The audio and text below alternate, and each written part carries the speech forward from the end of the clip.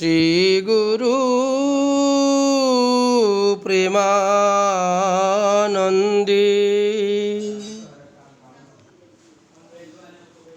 নিতাই গৌর সীতানাথ হরি হরি বল। গুরুবে গৌরচন্দ্রায়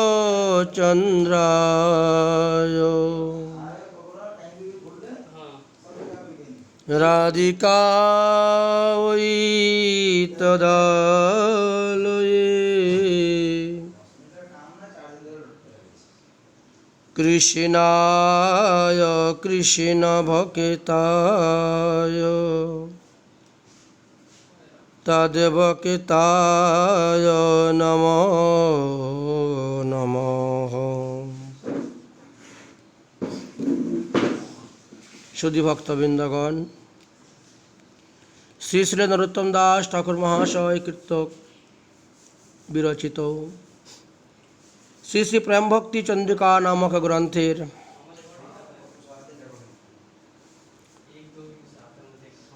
নরোত্তম দাস ঠাকুর মহাশয় যে সমস্ত প্রার্থনা কীর্তন করে গিয়েছিলেন, তার মধ্যে আমরা 24 সংখ্যক প্রার্থনা পর্যন্ত আস্বাদন করেছি। এখন আমরা 25 সংখ্যক প্রার্থনা আস্বাদন করব। হরি হরি কবে হব বৃন্দাবনবাসী,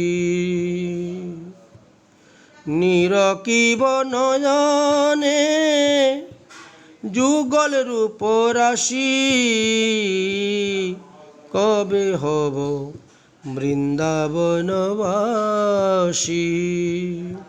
তেজিয়া শয়ন সুখ বিচিত্র পালঙ্ক, কবে ব্রজপুরে ধুলায় দূষর হবে অঙ্গ। সররস ভুজন দূরে পরিহরি,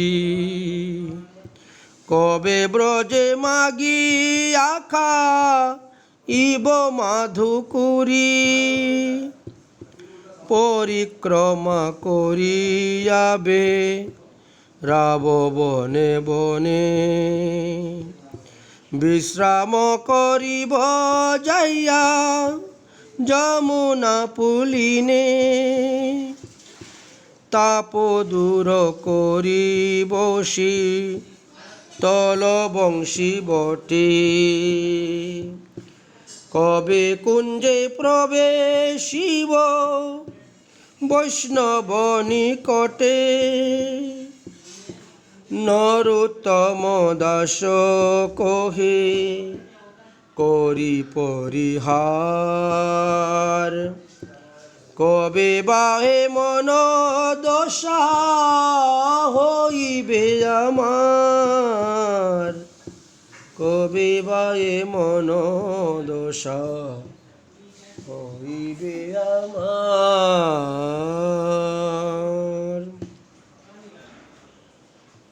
শ্রীল ঠাকুর মহাশয় সাধক আবেশে পরস্পর বৃন্দাবনবাসীর লালসা প্রকাশ করিয়া বলিতেছেন। শ্রী বৃন্দাবনের মাধুরী তাহার চিত্তে বিপুল আলোড়ন জাগাইতেছে। কেন বা নাই জাগবেন? শ্রীল প্রবোধানন্দ সরস্বতীপাদ বৃন্দাবন মহিমামৃতের ৬ষ্ঠ অধ্যায়ের ৭৮, ৭৯ নং শ্লোকে যাহা বর্ণন করে গিয়েছেন, অনন্ত ব্রহ্মাণ্ডাবলী বলিতং মূল প্রকৃত অতীতং সুদূরে, সাধুত্বম জয়তি ভগবতী জ্যোতির্ম অমৃতম।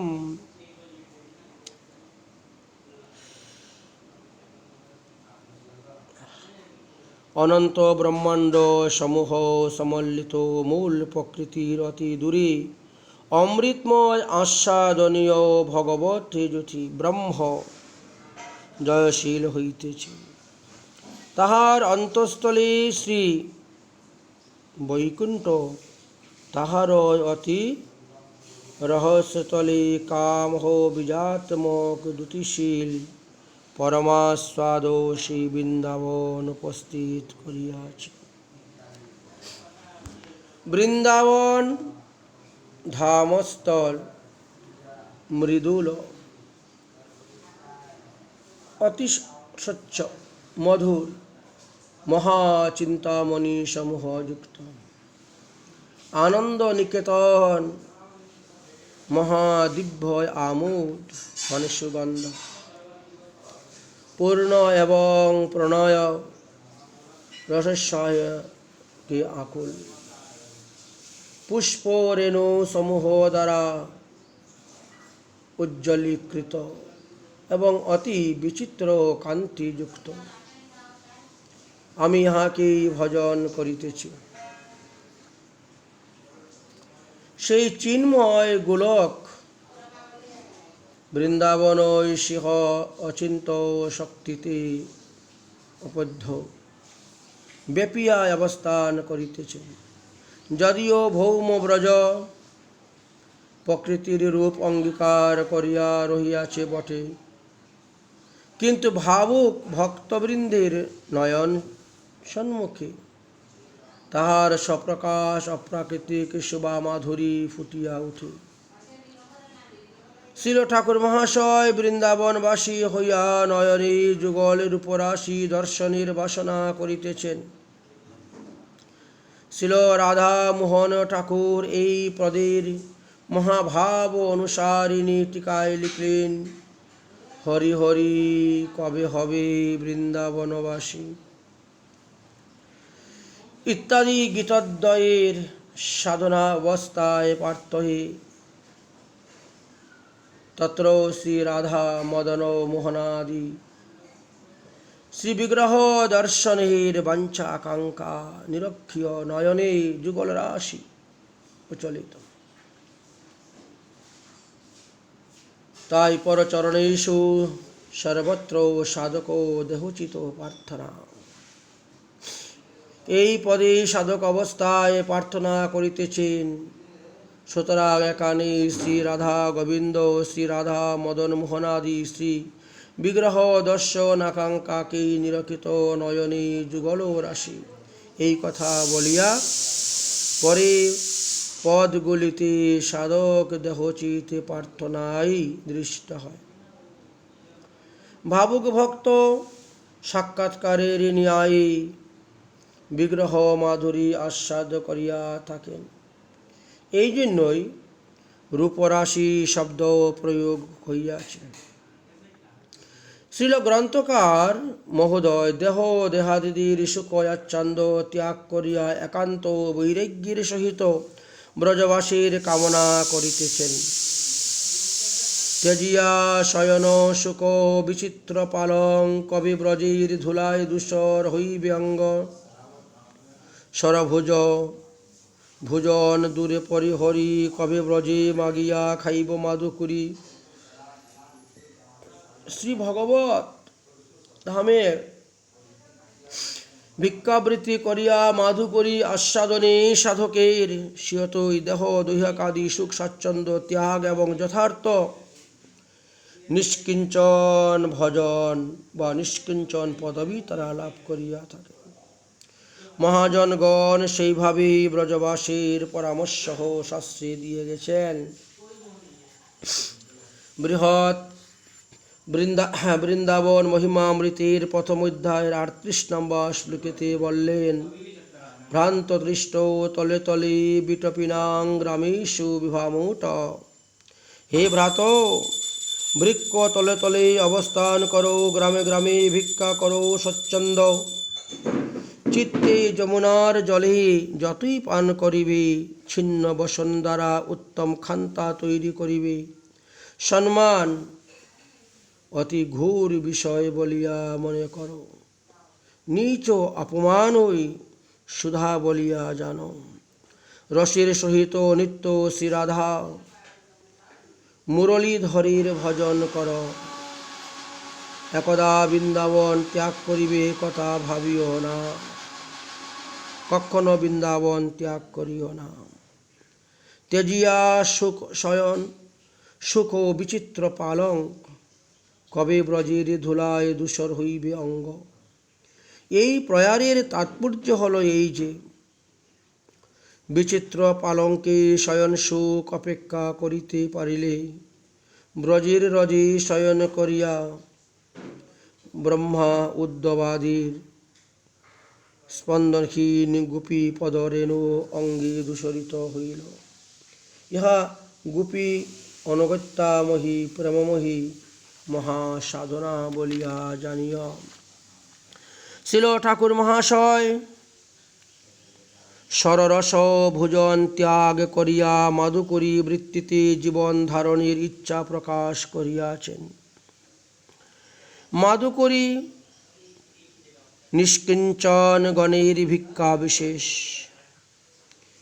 বৈরাগী ভিক্ষুক ভিক্ষং পঞ্চবিধ,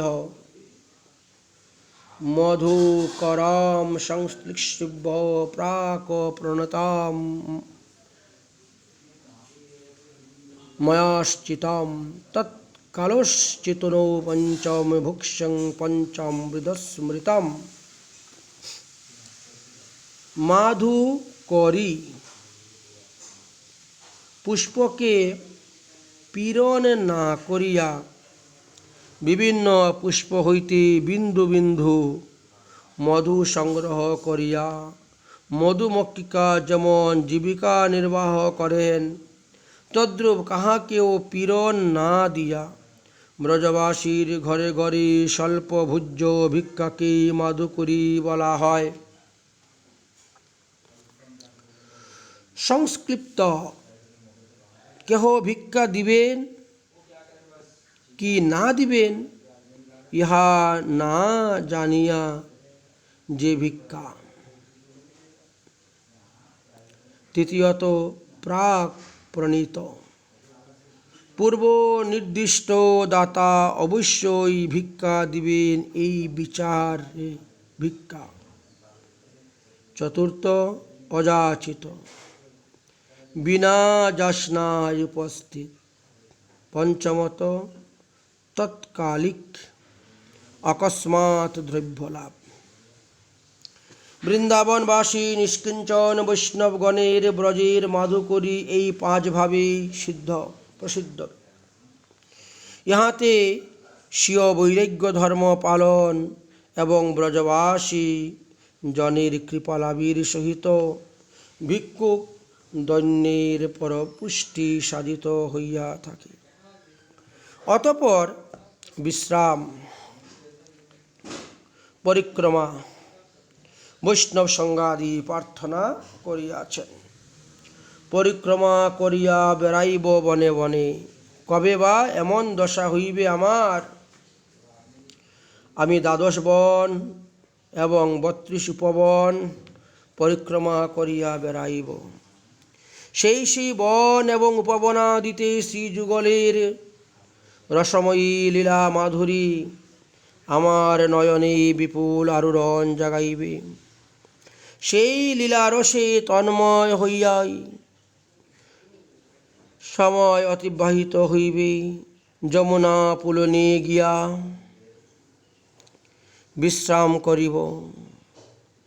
যমুনার জলকণা সুপ্ত সুশীতল সমীরণে শ্রাবণে দেহ মনে বিশ্রামের সঙ্গে যমুনার তীরে শশকী শ্রী রাধা মাধবীর লীলার চিন্তনে সিংহ স্বরূপের সেবাসুখ অনুভব লাভ করিব। গ্রীষ্মাদিতে সুশীতল বংশী বটে গিয়ে দেহের তাপ নাশের সঙ্গে রাস ও রসের মধুর স্মৃতিতে অন্তরের তাপ বিনষ্ট হইবে। বৃন্দাবনে কুঞ্জে কুঞ্জে মহানুভব বৈষ্ণবগণ সম্মিলিত হইয়া পরস্পর হৃষ্টগোষ্ঠী বা কৃষ্ণকথা আলাপ করিবেন।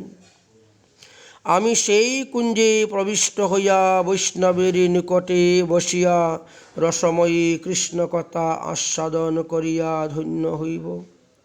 শিল ঠাকুর মহাশয়ের মিনতির সহিত বলিতেছেন, আমার এই রূপদশা কবে হবে, সেই প্রতীক্ষায় আমি বসিয়া আছি। তাই নরোত্তম দাস কহে করি পরিহার, কবে এমন দশা হইবে আমার।